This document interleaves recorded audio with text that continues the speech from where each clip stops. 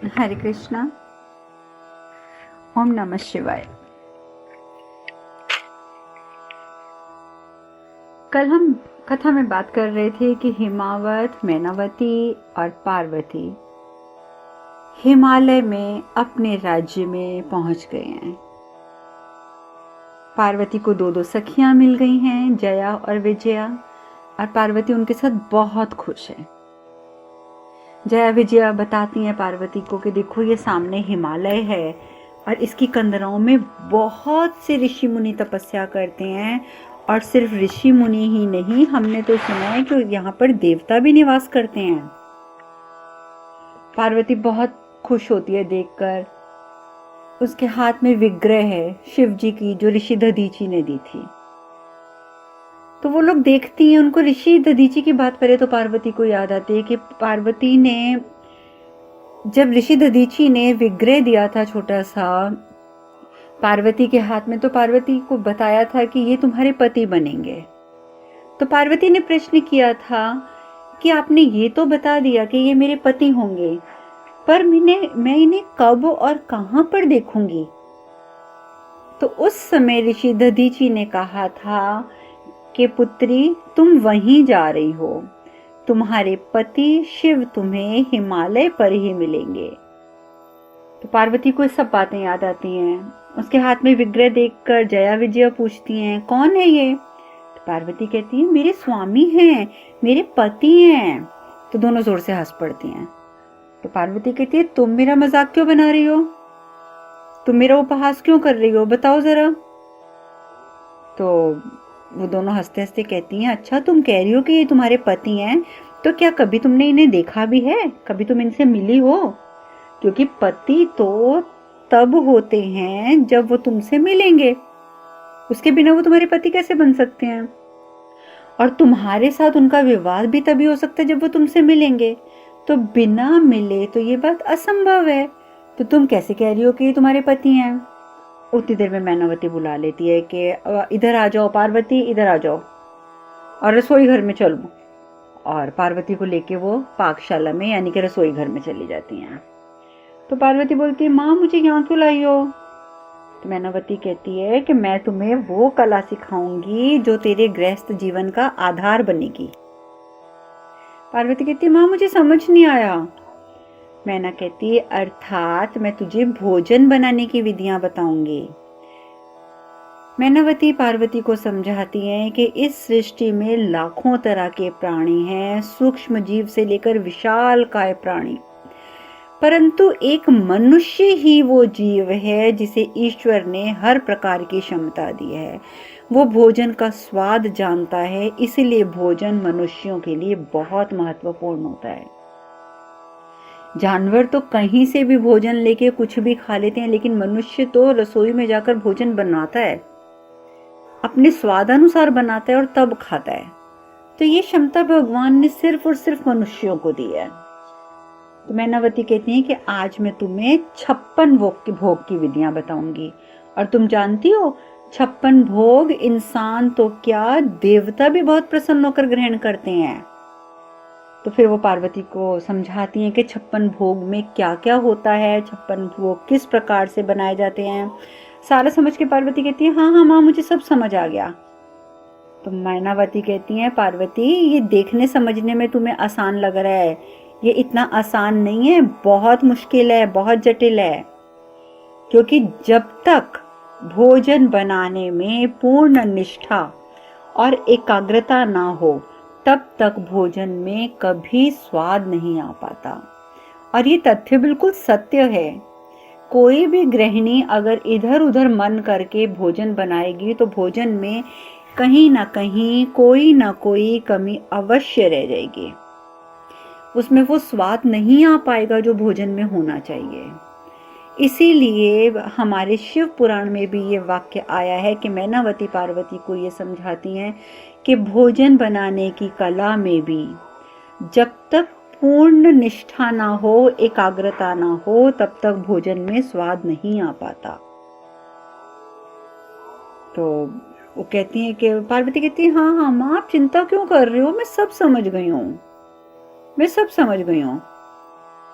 तो अब क्या होता है कि उसी समय एक दासी आती है, कहती मैनावती को, महारानी महारानी आपको महाराज बुला रहे हैं, जरूरी काम है, आप अभी चलिए। तो मैनावती को जाना पड़ जाता है।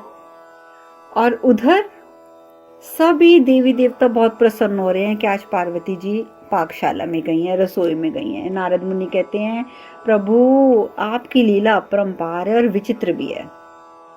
अब देखिए, वो जिन पर सारे संसार के भरण पोषण का दायित्व है, जो स्वयं अन्नपूर्णा है, आदि शक्ति का रूप है, उनका अंश है, और उन्हें ही सिखाई जा रही है पाक कला।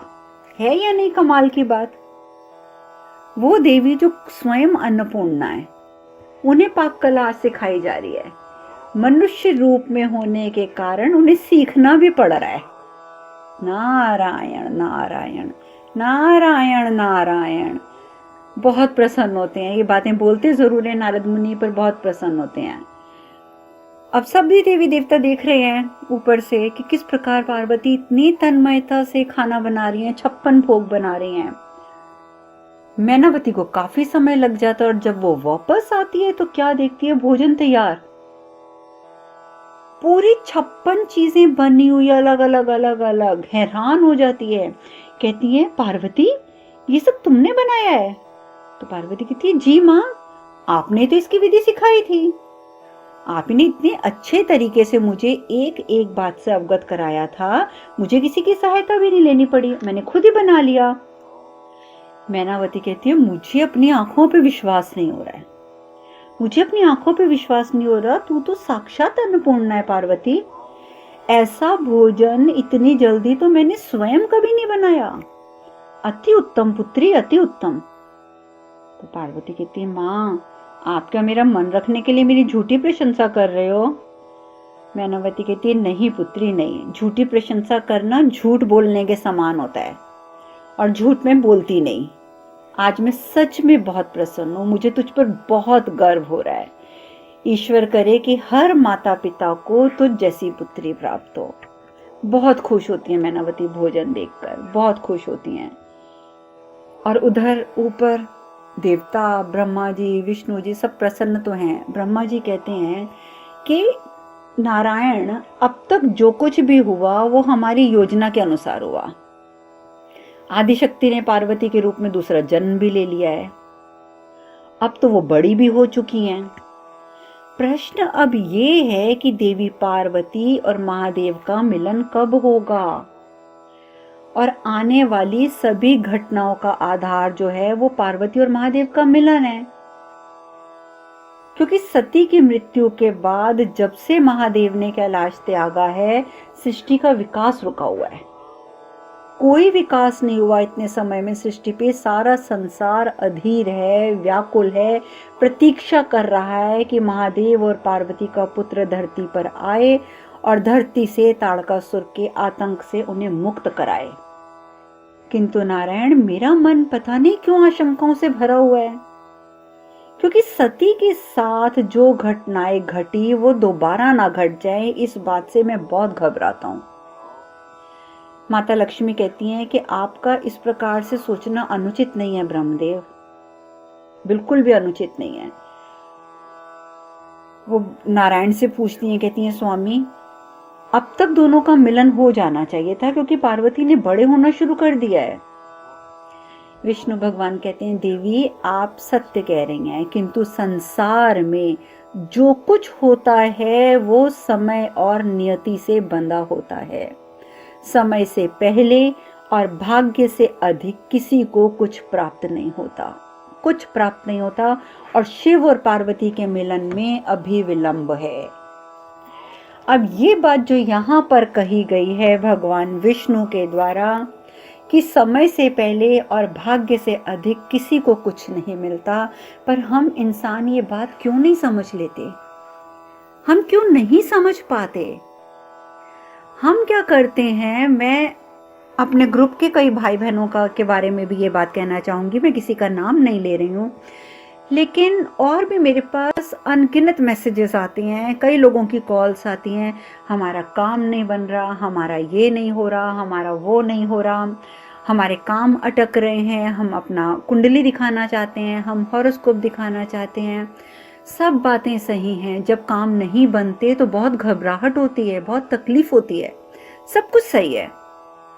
लेकिन ये भी बहुत बड़ा सत्य है, बहुत बड़ा सत्य, कि किसी को भी समय से पहले और भाग्य से अधिक नहीं मिलता। आप ठीक है, कई बार हमारे साथ होता है, कई बार भाई बहन कहते हैं कि एक ही बिजनेस मैं भी कर रहा हूँ, मेरा दोस्त भी कर रहा है, उतनी मेहनत मेरा दोस्त कर रहा है, उतनी मेहनत मैं कर रहा हूँ, उतने ही सब कुछ मैं कर रहा हूँ जिस तरीके से वो काम कर रहा है, फिर भी उसे 100% मिल रहा है, मुझे 50% क्यों मिल रहा है? क्योंकि वो ये नहीं समझ पा रहा कि अगर उसके दोस्त को 100% मिल रहा है तो वो उसके पुराने कर्मों के हिसाब से मिल रहा है, और इसे 50% मिल रहा है तो ये उसको उसके कर्मों के हिसाब से मिल रहा है। मेहनत दोनों बराबर कर रहे हैं, लेकिन पिछले जो हम कर्म करके आए हैं उसका फल तो हमें मिलेगा ना। और जब तक वो कर्म नहीं कट जाते तब तक हमारा समय नहीं आ पाता। अच्छा, हमारे पास, मैं आपको ये नहीं कह रही हूं कि आप हाथ पे हाथ धर के बैठ जाएं कि हमारे पास समय नहीं है, नहीं, ऐसा नहीं है। मैं साथ आपको एक बात और कहती हूँ कि you are the creator of your own destiny. अपना भविष्य आप खुद लिख सकते हैं, अपने भविष्य के निर्माता आप स्वयं हैं। वो कैसे? कि आप अगर पिछले जन्म में कुछ गलत कर्म करके आए हैं जिसकी वजह से समय नहीं आ पा रहा, जिसकी वजह से वो उपलब्धियां आपको नहीं प्राप्त हो रही हैं, तो आज आप अच्छे कर्मों को कर करके अपने पुराने कर्मों को जल्दी काट सकते हैं। और जब आपने खुद अच्छे कर्म करके जल्दी अपने पुराने और बुरे कर्म काट लिए तो आपका हॉरोस्कोप, आपकी जन्मपत्री, आपकी कुंडली तो खुद ही बदल जाएगी। अगर आपकी कुंडली कहती है कि जी आपको तो 10 साल के बाद प्रगति मिलेगी, लेकिन 10 साल की बजाय अगर आप 2 सालों में अपने कर्म सुधार कर अच्छे से अच्छा करने की कोशिश करते हो तो वो 10 साल में नहीं, वो कुंडली आपकी सुधर जाएगी, वो भाग्योन्नति आपकी हो जाएगी 2 सालों में। तो भगवान विष्णु बेशक ये कह रहे हैं कि समय से पहले और भाग्य से ज्यादा किसी को नहीं मिलता, लेकिन निराश होने की जरूरत नहीं है, क्योंकि भाग्य से ज्यादा नहीं मिलता तो भाग्य में अगर कम लिखा है तो भाग्य में ज्यादा आप अपने कर्मों से लिख सकते हैं।